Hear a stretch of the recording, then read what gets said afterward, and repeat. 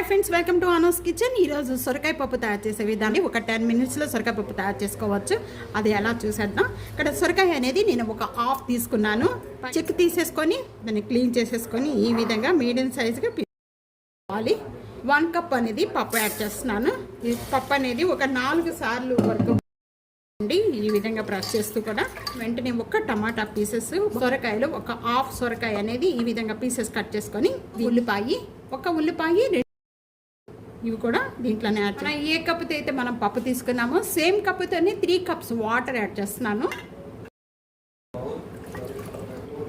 1 tablespoon oil add చేస్తామంటే పైన అనేది పొంగకుండా ఉంటుందండి. కుక్కర్ లీడ్ పెట్టేసిన వెంటనే 4 whistles వచ్చే వరకు కూడా కుక్ చేసుకుంటే పప్పు బాగా మెత్తగా అయిపోతుంది. ఇది బాగా చల్లారిపోయిన వెంటనే ఇప్పుడు ఓపెన్ చేద్దామండి. కొద్దిగా చింతపండు జ్యూస్ అండి, చిన్న ఉసిరికాయ అంతా 1 tablespoon సాల్ట్ అండి, taste 1 tablespoon red chilli powder, ఇంకా 1/2 tablespoon పసుపు యాడ్ చేసిన వెంటనే కూడా పప్పు గుత్తుతో బాగా మెత్తగా మెదుపుకోవాలి. బాగా మెత్తగా మెదుపుకున్న పప్పు అంతా కూడా ఇప్పుడు తాలింపు పెట్టుకునే విధానం చూద్దాము.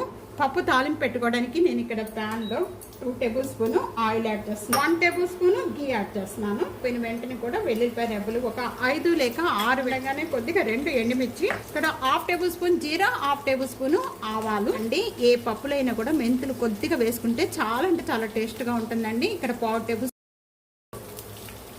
కూడా బాగా వేగిపోయిన వెంటనే కూడా కొద్దిగా ఇంగువ యాడ్ చేస్తున్నానండి. కరివేపాకు, ఒక 1/2 tablespoon కస్తూరి మెంతి. చాలా అంటే చాలా టేస్ట్గా ఉంటుందండి. పప్పులు వేసుకోవడం వల్ల బాగా ఫ్రై చేసుకున్నాం. కుక్కర్లో మెత్తగా మెతుకున్న పప్పు అంతా కూడా యాడ్ చేసేస్తున్నానండి.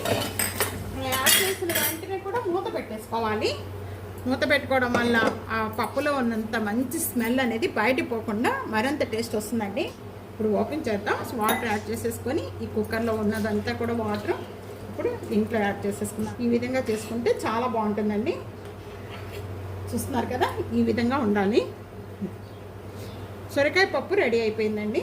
సొరకాయ పప్పు ఈ విధంగా తయారు చేసుకోండి, చాలా తొందరగా అయిపోతుంది, చాలా టేస్ట్గా ఉంటుంది. మీకు ఎలా ఉందనేది కామెంట్స్లో తెలియచేయండి.